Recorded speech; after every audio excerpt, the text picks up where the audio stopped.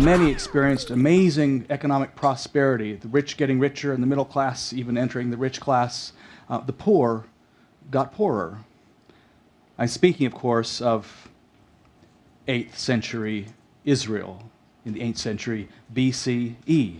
There's a lot of things that are perfectly legal, for instance, like the internet, where impoverished people are hired at minimum wage, or you have people advertising for things that are illegal. But because of our commitment to some very good things, like free speech, we're so leery of putting a moral filter on things. What Amos is talking about is that not only does God expect more if you have actually been chosen, that, I think, is a moot point. Who knows if anybody gets chosen? But I'll tell you one thing for sure. If you are privileged and you are an elite software designer who started a company when you were 19 and now you're closing in on becoming a billionaire today, a few years later, a heck of a lot more is expected of you. Do you see any kind of parallels in our world?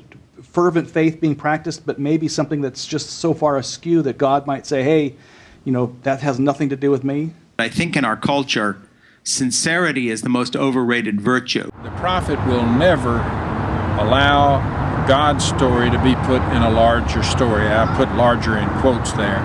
Meaning by that for the prophet, God's story is always the ultimate, the overarching, the encompassing story. But the fire in our belly and the willingness to sacrifice for what we believe is right comes from a faith in a higher power that we believe we will ultimately answer to, not in some day of judgment where you go to hell if you got your theology wrong, but right here and now in this earth where we are trying to serve what we believe is a good and gracious and loving Heavenly Father. The biggest issue with the people of Israel in the 8th century was not so much with personal evil, but with systemic evil.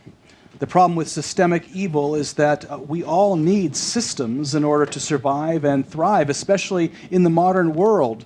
But unless someone is stepping back and really looking at the output of the system, the individual links in the chain never really perceive the immense evil that's being created. We've kind of seen the downside of saying, well, it's all about civil government and changing legislation and go to court. And there has to be a spiritual dynamic as well. But of course, I'm sure Amos assumes that. But obviously, more is involved than simply going off and doing the job of secular justice. The outworking of the process of an ethical evolution of humankind that first evolved from unconsciousness to consciousness as a species and then has added conscience to consciousness. That evolutionary step is long. And so rather than looking at creation as complete, we have to understand we are in process.